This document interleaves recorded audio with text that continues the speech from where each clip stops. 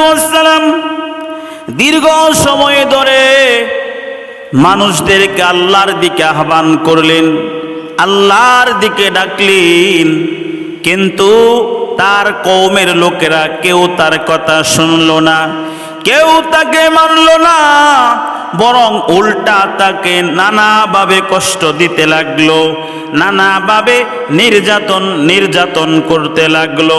পয়গম্বর নূহ আলাইহিস সালাতু ওয়াস সালাম তাদের ব্যবহারে, তাদের আচরণে অতিষ্ঠ হয়ে আল্লাহ পাক রব্বুল আলামিনের দরবারে বদদুয়া করলেন, রব্বি লা তাযার আলাল আরদি মিনাল কাফিরিনা দাইয়ারা। আল্লাহ পাক রব্বুল আলামিন বলেন,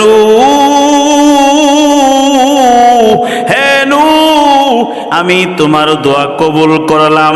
হে নূহ, তুমি অতি সত্যই দেখতে পাইবা এক প্রলয়ঙ্কারী তুফান এসে সকল কাফিরদেরকে ধ্বংস করে দিবে। আল্লাহ পাক রব্বুল আলামিন বলে, নূহ, আপনি নৌকা তৈরি করুন এবং সকল মুসলমানদেরকে নিয়ে সেই নৌকাতে আরোহণ করুন, যেন তুফান থেকে নিরাপদে থাকতে পারেন। আল্লাহ পাক রব্বুল আলামিনের নির্দেশ অনুযায়ী পয়গম্বর নূহ আলাইহিস সালাতু ওয়াস সালাম নৌকা তৈরি করলেন এবং সকল মুসলমানদেরকে সেই নৌকাতে নিয়ে আরোহণ করলেন।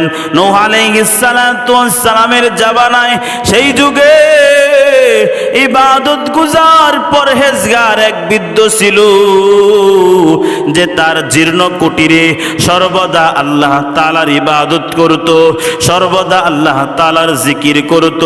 পয়গম্বর নূহ আলাইহিস সালাতু ওয়াস সালাম তো সকল মুসলমানদেরকে নিয়ে নৌকাতে আরোহণ করলেন, কিন্তু বিদ্যার কথা তিনি একদম ভুলে গেলেন। আল্লাহ পাক রব্বুল আলামিনের নির্দেশিত যথা সময়ে তুফান শুরু হলো, প্রলয়ঙ্কারী তুফানের করাল গ্রাসে সকল কাফিরদেরকে ধ্বংস করে দিল। সব কিছু ধ্বংস করে দিয়ে অবশেষে তুফান শেষ হলে পয়গম্বর নূহ আলাইহিস সালাতু ওয়াস সালামের মনে সেই বিদ্যার কথা মনে পড়ল এবং তার জন্য কষ্ট প্রকাশ করলো। পয়গম্বর নূহ আলাইহিস সালাতু ওয়াস সালাম মনকে মানাইতে পারলেন না। তিনি বিদ্যার সন্ধানে, বিদ্যার খুঁজে তার বাড়ির দিকে রওনা হয়ে গেল, বাড়ির দিকে যাত্রা করলো। পয়গম্বর নূহ আলাইহিস সালাতু ওয়াস সালাম বাড়ির কাছাকাছি গিয়ে দেখতে পেল সেই বিদ্যা পরম শান্তিতে আল্লাহ তাআলার জিকির করতেছে, আল্লাহ তাআলার ইবাদত করতেছে। সুবহানাল্লাহ। পয়গম্বর নূহ আলাইহিস সালাতু ওয়াস সালাম বিদ্যাকে জিজ্ঞাসা করলেন, এমন প্রলয়ঙ্কারী তুফানের পরেও তুমি কি কইয়া বাঁচিয়া রইলা? বিদ্যার জবাব শুনে আশ্চর্যের সীমা রইল না। পয়গম্বর নূহ আলাইহিস সালাতু ওয়াস সালাম আল্লাহ পাক রব্বুল আলামিনের দরবারে ফরিয়াদ করে জানতে চাইলেন, হে মালিক,